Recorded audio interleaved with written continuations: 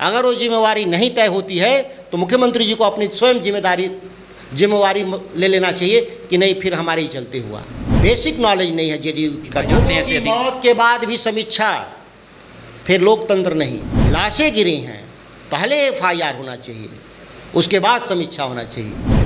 बिहार के कटिहार में बिजली की मांग को लेकर धरना प्रदर्शन कर रहे लोगों के ऊपर पुलिस के द्वारा गोलियां चलाई जाती है, लाठियां चलाई जाती है। तो अब पुलिस प्रशासन के ऊपर सवाल उठने लगे हैं, साथ ही साथ सरकार के ऊपर सवाल उठने लगे हैं। हमारे साथ है भी बिहार सरकार के पूर्व मंत्री, वर्तमान आरजेडी विधायक सुधाकर सिंह। सुधाकर जी, किस रूप में देखते हैं इस पूरी घटना को? देखिए, किसानों पे गोली चलाना जघन्य अपराध है। निहत्थे प्रदर्शनकारियों पे जिस तरह से गोली सरकार प्रशासन के लोगों ने, पुलिस प्रशासन के लोगों ने चलाया है, ये एकदम बर्दाश्त के बाहर है। ऐसे लोगों पर बहुत कड़ी कार्रवाई करनी चाहिए। धारा 302 के तहत एफआईआर दर्ज करके ऐसे लोगों की तुरंत गिरफ्तारी होनी चाहिए। और इस घटना में मारे गए लोग, मेरे ही परिवार के लोगों को फौरी राहत मदद सरकार को मदद करना चाहिए, क्योंकि वो बेगुनाह लोग थे और उन पर गोली नहीं चलाया जाना चाहिए था। एडीजी लॉ एंड ऑर्डर का कहना है कि जेई को बंधक बना लिया गया था, इसलिए इस तरह की कार्रवाई करनी पड़ी। लेकिन सवाल यह है कि कार्रवाई के दौरान सर पे गोली मारी गई, यह कहाँ तक सही है? एडीजी साहब को लगता है कानून का ज्ञान नहीं है। ये बिहार राज्य और भारत देश पुलिस स्टेट नहीं है। स्टैंडर्ड ऑपरेटिंग प्रोसीजर तय है। ऐसे मामलों में क्या एक्शन लेना होता है। वो निहत्थे लोग थे जो प्रदर्शन करने गए थे, धरना देने गए थे, वो निहत्थे लोग थे। आपको पुलिस बुलानी चाहिए थी। और वैसे बंधक क्या कोई हथियार के बल पे तो बंधक बनाए नहीं गए थे कोई अधिकारी और कर्मचारी। वो लापरवाही कर रहे थे, काम नहीं कर रहे थे। किसानों को बिजली नहीं मिल रहा था। क्या इस राज्य का किसान गुनाहगार है खेती करता? कोई खेती हम अपने लिए नहीं करते किसान के रूप में, हम राज्य की सेवा करते हैं। जय जवान जय किसान का नारा इस देश की सरकार ने दिया था जब देश भूखे मर रहा था। देश विदेश से भी हमको अनाज नहीं मिल रहा था, लोग एक वक्त की रोटी नहीं खा रहे थे। याद करिए, इस देश के किसानों ने अपने कंधे पर जिम्मेदारी निभाने का काम किया। शहरों में बैठे हुए लोग, इस देश के 30% लोग हमारे किसानों के उत्पादित अनाज से पेट भरते हैं। जिस दिन हमारा खेती करना बंद कर देंगे, उस दिन देश की पूरी राष्ट्रीय सुरक्षा खतरे में आ जाएगी। हम राष्ट्रीय सुरक्षा के लिए जरूरी तत्व हैं और हमारे पर ही गोली चला दिया जाए।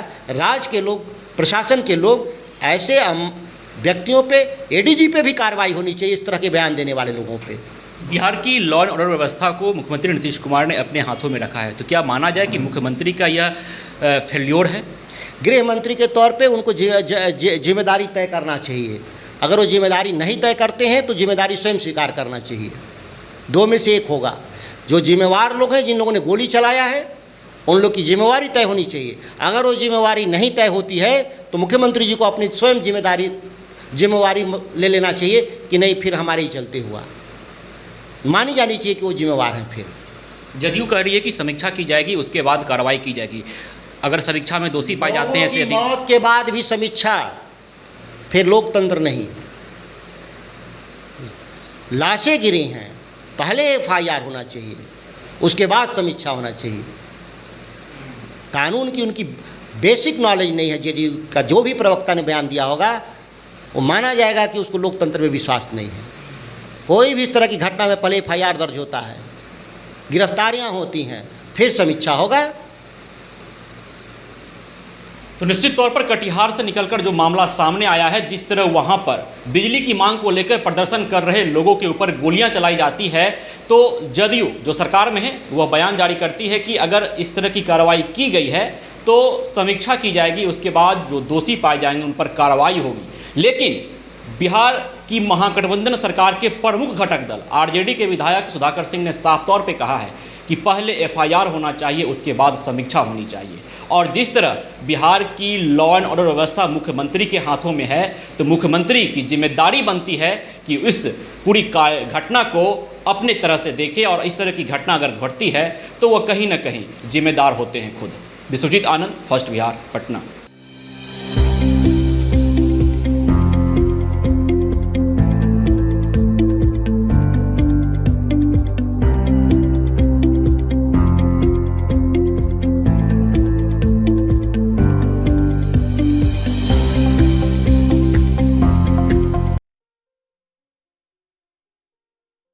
ये लो मुंह मीठा करो, आज मैंने अपना जॉब छोड़ दिया, अब हम पूर्णिया वापस जाएंगे। जॉब छोड़ दिया है? मतलब ये घर कैसे चलेगा? हम करेंगे क्या? और माँ बाबूजी क्या बोलेंगे? इसलिए मैं एक और मिठाई का डब्बा लाया, अपने बिजनेस के लिए लोन अप्रूव हो गया। अरे लोन अप्रूव हो गया वो तो ठीक है, लेकिन पूर्णिया में हम रहेंगे कहाँ? अपना घर भी तो नहीं है वहां। इसलिए तो एक और मिठाई का डब्बा अलग से लाया हूं। हमने पूर्णिया में घर ले लिया है, पूर्णिया के ई होम्स पैनोरमा में।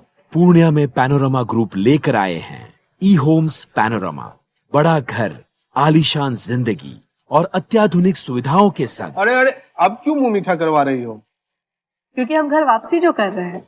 घर वापसी की खुशी पूर्णिया में ई होम्स पैनोरमा के संग।